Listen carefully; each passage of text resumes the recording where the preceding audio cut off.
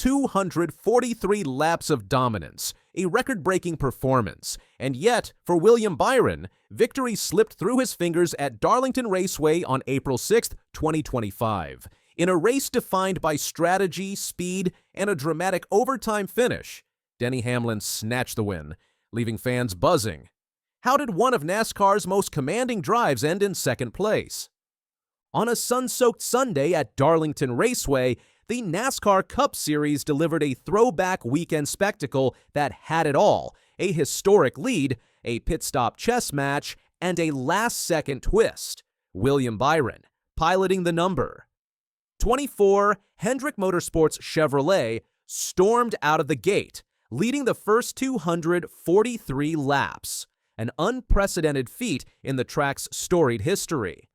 But as the checkered flag loomed, it was veteran Denny Hamlin who outmaneuvered the field, claiming his 56th career win and cementing his legacy. This is the story of a race where track position reigned supreme, strategy flipped fortunes, and one driver's near-perfect day ended in heartbreak.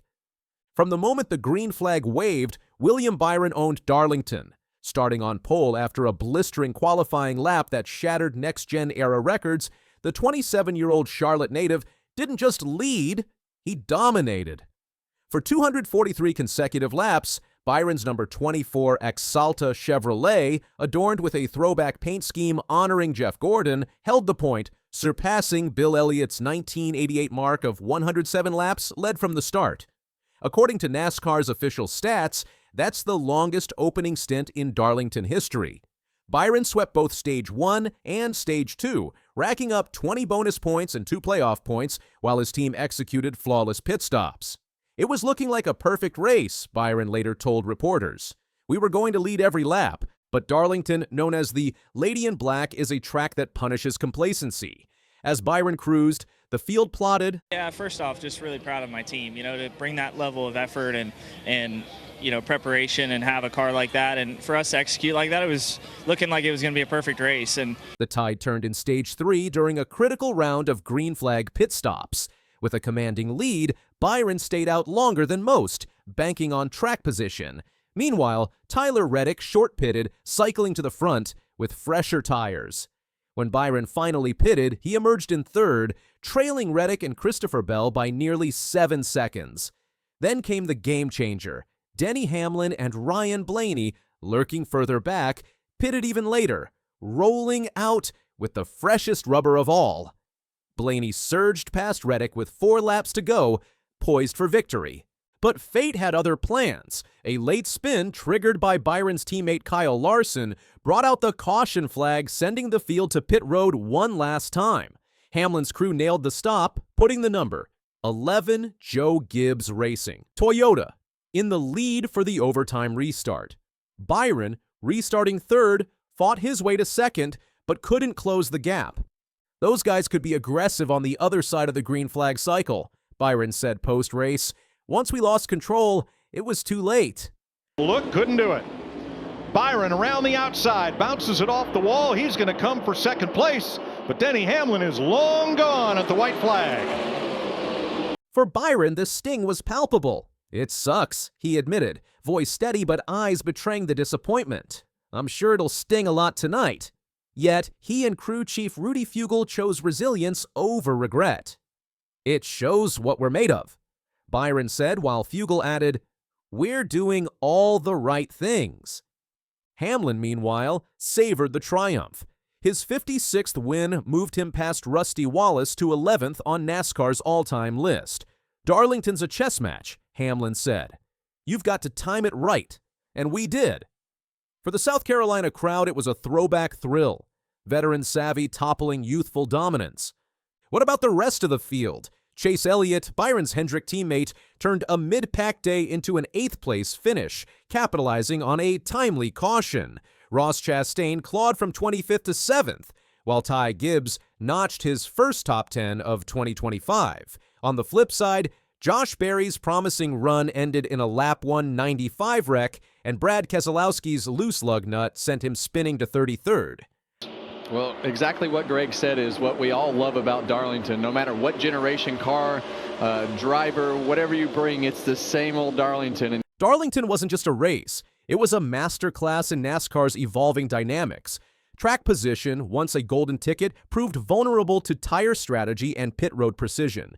Data from NASCAR Insights shows the top 5 finishers averaged a pit stop time of under 10 seconds. Every millisecond counted.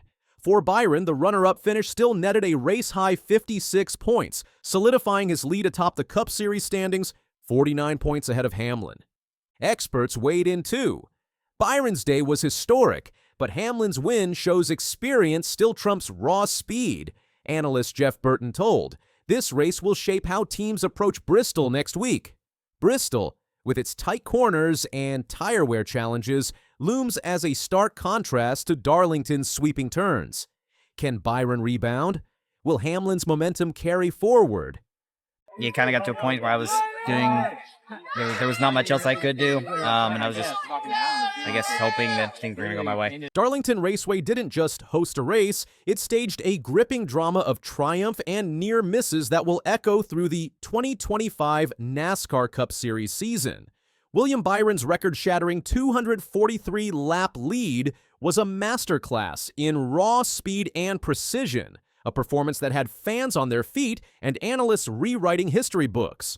Yet it was Denny Hamlin's late-race cunning, executed with the poise of a veteran who's seen every twist this sport can throw, that flipped the script, turning a near-perfect day for Byron into a bittersweet second place.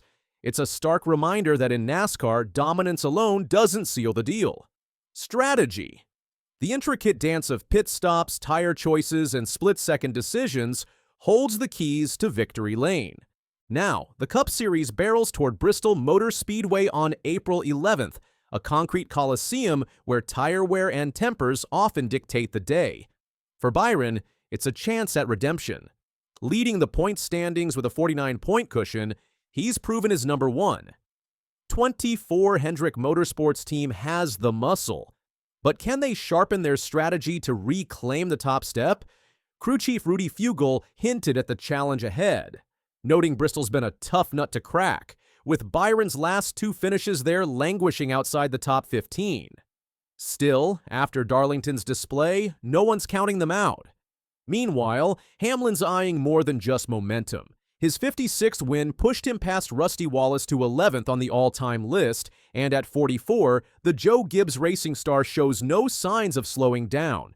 Could Bristol cement his case as one of NASCAR's all-time greats? For the rest of the field, Darlington's lessons loom large. Chase Elliott's quiet climb to 8th signals Hendrick's depth, while Ross Chastain's charge from 25th to 7th proves Trackhouse Racing's grit. On the flip side, drivers like Josh Berry and Brad Keselowski, battered by wrecks and mechanical woes, face an uphill climb to regain footing. Bristol's triple header, spanning the Cup, Xfinity, and Truck Series, promises chaos and opportunity in equal measure, especially with Hendrick's Kyle Larson set to tackle all 3 races, who'll rise and who'll falter. For fans, Darlington left us with a tantalizing question. In a sport this unpredictable, where every lap is a roll of the dice, who'll master the next chess move? Was Hamlin's win a stroke of genius, or did Byron's team let a golden chance slip away? The debate's already heating up online, with X-posts split between praising Hamlin's savvy and lamenting Byron's heartbreak. One thing's certain, this season's story is far from over. 8 races in, the 2025 title fight is shaping up as a clash of youth and experience, speed and smarts.